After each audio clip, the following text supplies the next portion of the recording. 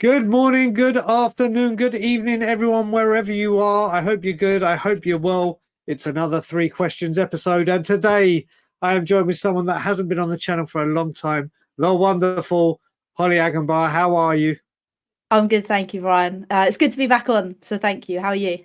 It's great. I was with you on Monday on yours, and now it's time to return the favour. And many more times should this happen. So, got three very simple questions for you. Let's go. When or why did you become Levy Out? It was probably the Super League, and I'm probably lots of people have said this, but I think that's the one time where I've gone, actually, you know what? In one breath, you said this wasn't happening, and then I sleep for a night, and then boom, we're in the Super League. And I think for me, that was the biggest kind of turning point. I know, like, obviously in the past, there's been promises, but that one for me was the biggest kick in the teeth. Luckily for us, obviously, we turned up and at the protests and stuff, and obviously they never went to the Super League, Yep. luckily. But for me, that was a big turning point. But from then on in, obviously, the next biggest one is obviously that move to the new stadium. And we're still sat here, obviously thinking about, well, what have we won since? What have we done? How have we progressed? And we feel like we've got a bit backwards. So to answer your question, probably the Super League.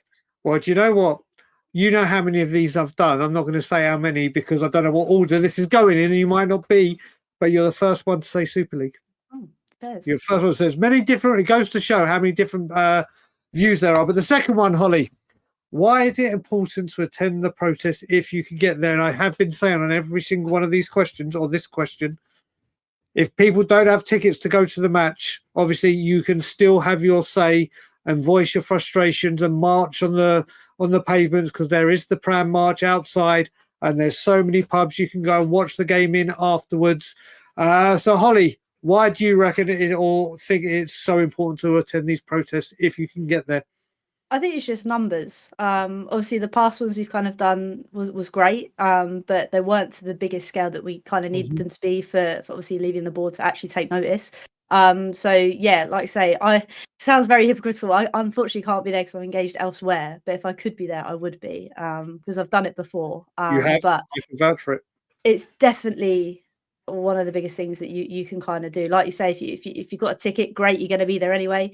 And if Yep. you've got frustrations for the club, go and march as well. Like I said, if you're not there and you're gonna watch the game maybe in a pub, it's only around the corner if you're in London anyway. And I get it, some people can't be there. Obviously, for me, I'm engaged somewhere else, but it is literally a whole day thing for me to get to Spurs. So fortunately, I can't be there, but like I say, if you can be there, please turn up because it's so important. Just to show that this isn't just a one-off thing. We are actually here for this movement. So yeah. There you go. And like you said, it's not going to be a one-off. So there will be others, and obviously, it's all about if you can get there, isn't it? If you're engaged, you physically can't do it, but if you can get down there. And the final question, Hollie, what does change at Tottenham look like for you? Like for me, people will know the complete, total, and utter removal of Daniel Levy and ENIC from Spurs, but many people have different ideas of what changes. So what is it for you? I think it is the board to be gone. I think they've had so many chances to kind of put the wrongs to rights.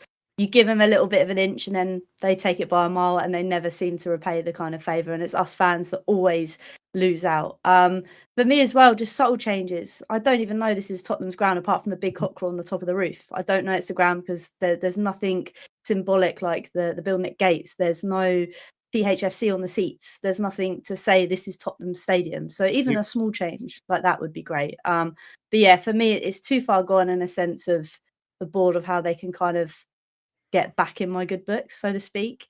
I mean, cutting the seniors as well.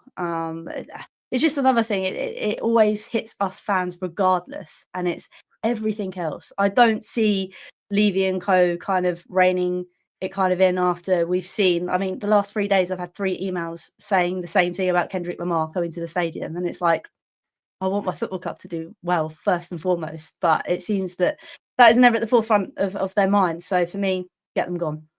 There you go. Well, listen, Hollie, thank you very much indeed. Hollie, you have your own channel. Tell them where they can find you.